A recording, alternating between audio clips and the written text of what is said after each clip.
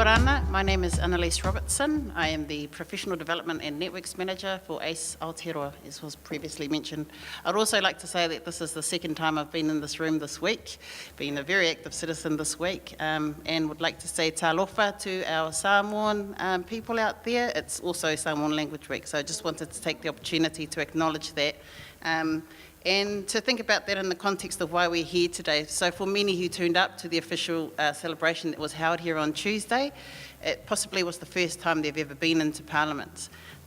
Some people often think that it's a place where they're not allowed to go, or it's only for the highly esteemed. So it was, I think, quite a prominent message to have that celebration here, and just wanted to recognise that.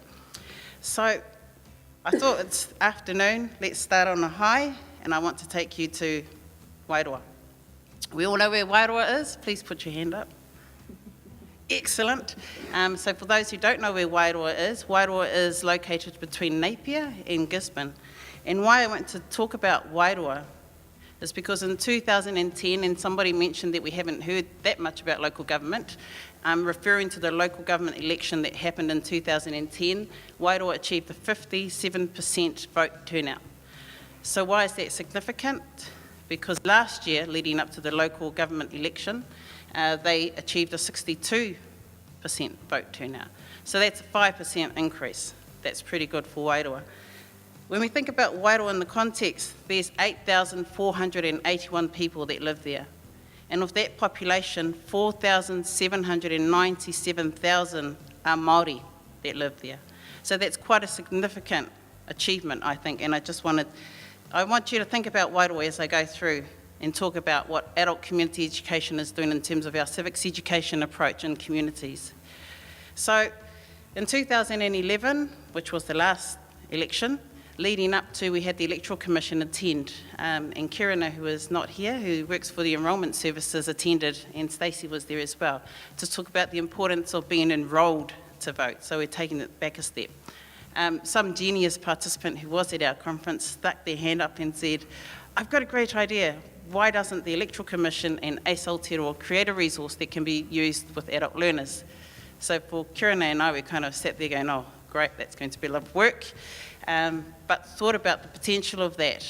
And what came out of that request from 2011, in 2012, we launched the resource called Your Voice, Your Choice Learning Units. So for those of you who are familiar or who are part of delivering civics education, particularly in schools, you'll be very familiar with the kids voting pack.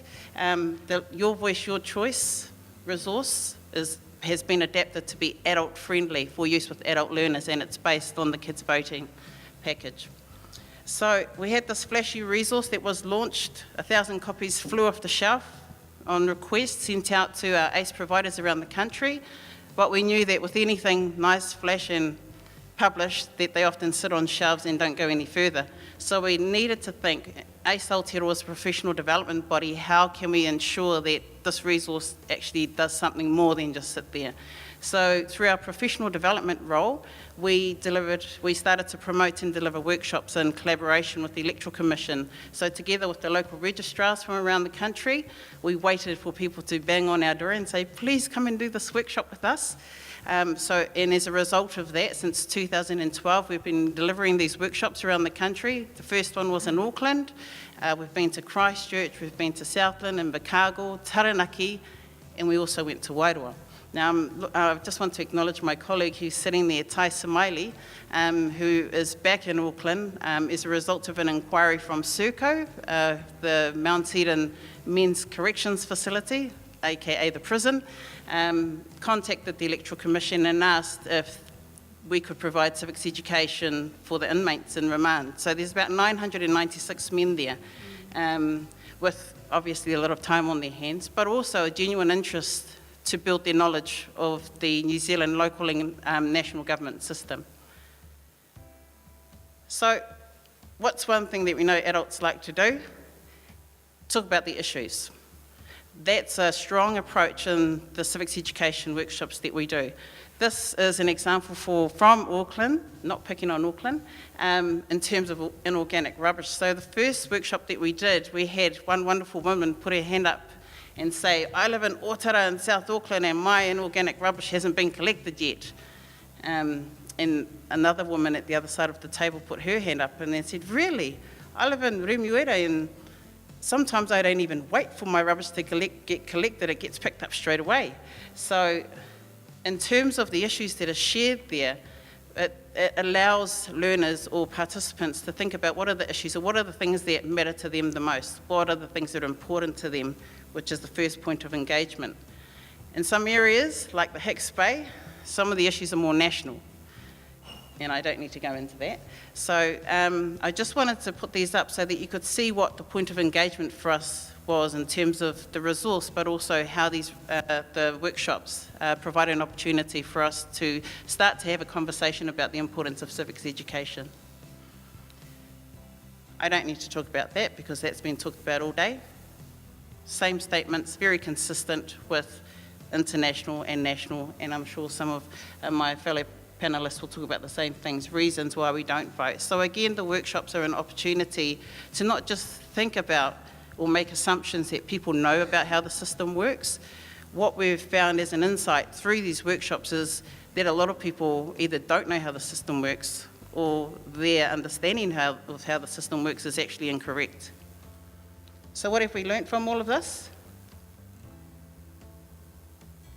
Be neutral. One of the most entertaining things in the first workshop we did is to see a whole group of educators turn into political beasts straight away and say, this is who you need to be voting for and we should be doing this.